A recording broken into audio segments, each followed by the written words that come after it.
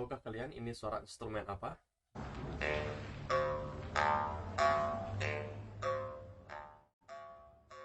Ada yang tahu? Ya, itu salah satu suara instrumen tradisional yang masih sering kita jumpai di berbagai kota di Indonesia, seperti di Jawa Barat, Bali, ataupun Lombok. Lalu apa suara instrumen itu juga ada di pulau Jawa dan Bali, ataupun Lombok? Nah, instrumen tradisional satu ini sebenarnya menyebar luas di berbagai daerah di Indonesia, bahkan menjadi instrumen yang mendunia. Lantas, apakah nama alat musik tersebut? Nah, menurut berbagai referensi, alat musik ini bernama genggong atau karinding. Di Bali, alat musik ini terbuat dari pelepah pohon enau yang di Bali disebut dengan pugo. Sedangkan di Jawa Barat, karinding dibuat dengan bahan bambu dan pelepah kawung, menyesuaikan gender pemakainya. Karinding yang digunakan perempuan tersebut terbuat terbuat dari bambu dengan bentuk seperti susuk sanggul. Dapat disimpan dengan cara disisipkan pada sanggul. Kemudian untuk laki-laki terbuat dari pelepah kawung yang berukuran lebih pendek. Alat musik tersebut dapat disimpan di tempat tembakau atau rokok. Lalu bagaimana pendapat kalian tentang berita dalam suatu media online yang berikut ini? Ya, jujur ya, saya kurang sependapat dengan judul dan isi dalam berita tersebut. Nah, mengapa demikian?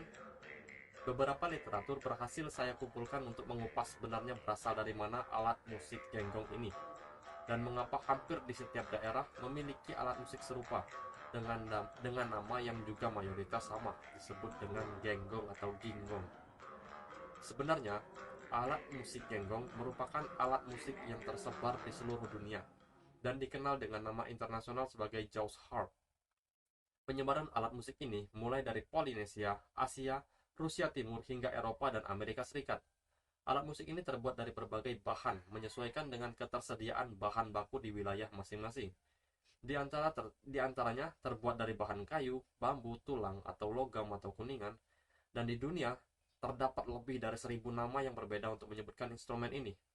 Sebagai contoh, di Eropa dikenal dengan nama trum atau harp. Nama trum digunakan dengan berbagai bentuk ejaan di Eropa, seperti Montrum dalam bahasa Belanda dan Trom dalam bahasa Flemish.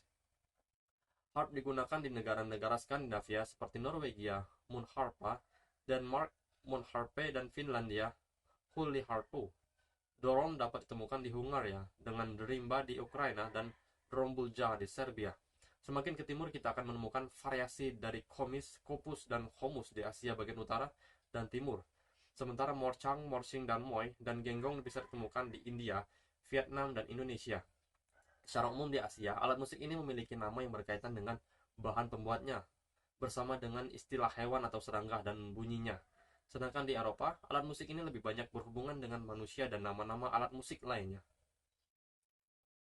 Hal unik bisa kita lihat di Inggris ya, bahwa nama dari instrumen ini disebut Jaws harp atau kecapi Yahudi. Jika diterjemahkan dalam bahasa Indonesia, awalan Jaws hanya digunakan dalam bahasa Inggris dan di sebagian kecil wilayah Jerman. Dan pertama kali mengidentifikasi alat musik ini dalam sebuah dokumen bertanggal 1481 sebagai Joe Harpa atau Joe Trompet. Nama Joe Harpa dan Joe Trompet digunakan secara umum pada akhir abad ke-15 dan tercatat oleh petugas bea cukai dan pedagang. Istilah Jaws harp tidak ditemukan sebelum pertengahan abad ke-18. Ada dugaan bahwa alat musik ini mungkin awalnya disebut trompet, dari bahasa Prancis trompe, namun bukti yang jelas masih kurang. Namun, nama tersebut masih digunakan sampai sekarang di beberapa bagian Irlandia dan Skotlandia. Temuan instrumen ini tercatat pada temuan abad ke-13 di Swedia dan Segal, keluarga Trompe di Groningen, Swiss bertanggal 1353. Namun beberapa ahli juga berpendapat bahwa ada kemungkinan instrumen tertua ini sebenarnya berasal dari Asia, meskipun hingga saat ini belum ditemukan bukti yang jelas sebagai pendukung hipotesis tersebut. Teknik memainkan instrumen ini cukup beragam. Di Polinesia, dimainkan dengan cara diketuk pada bagian tertentu sehingga menghasilkan getaran yang menghasilkan suara. Lalu di Filipina dan Vietnam Utara dengan cara dipetik dengan ibu jari. Sedangkan di Bali, Siberia, Jepang, hingga Nepal dengan cara menarik senar. Kurt Sarge, seorang ahli musikologi terkemuka, menyatakan bahwa perubahan dari bambu ke logam kemungkinan besar terjadi di India Utara. Nah, sampai di sini Saya berani berpendapat bahwa genggong yang ada di berita online tadi bukanlah instrumen asli atau khas suatu wilayah atau daerah, namun secara kebetulan atau mungkin koleksi pribadi saja, dan tak ada orang lain yang punya. Sehingga beberapa budayawan lokal yang mengklaim bahwa genggong adalah instrumen asli daerah tersebut.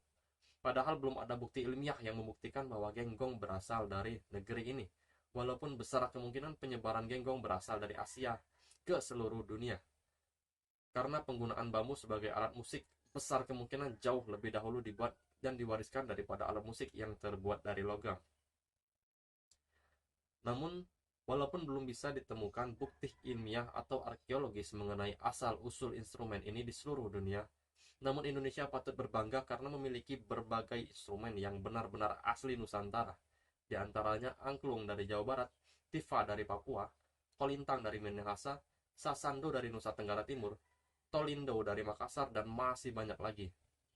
Jadi saya pribadi mau mengasih opini atau pendapat dan saran bahwa kita jangan terlalu mudah mengklaim sesuatu milik kita atau bukan, terlebih berkaitan dengan hal kebudayaan, seni, dan sejarah. Karena apapun yang kita kenal dan dirasa milik kita sudah seharusnya untuk diteliti dan dikaji secara mendalam, serta harus disertai bukti ilmiah yang bisa menjadi kekuatan terhadap hipotesis yang kita sampaikan. Di sini saya tidak berniat menyinggung pihak manapun, sekedar memberi informasi tentang salah satu alat musik yang atau instrumen yang banyak tersebar di Nusantara. Semoga bisa menambah khasanah ilmu pengetahuan kita semua, dan kelak kita semua bisa berargumen secara bijak terhadap segala hal yang ada di sekitar kita. Tetap lestarikan budaya Indonesia. Ayo kita jaga, kita lestarikan, dan kita wariskan. Karena seyogyanya, budaya adalah warisan turun-temurun, bukan sesuatu yang bersifat pribadi dan rahasia. Nah, sekian video dari saya. Wassalamualaikum warahmatullahi wabarakatuh. Kalau ada saran ataupun kritikan, silahkan tuliskan di kolom komentar. Terima kasih.